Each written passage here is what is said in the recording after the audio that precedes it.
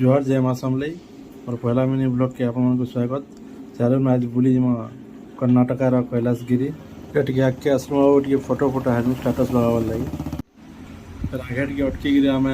Breakfast कर पकालु local जगार बहुत बढ़िया था खाना। फिर आगे बढ़ला हमार गाड़ी आहरी अच्छे 30 किलोमीटर चलूँ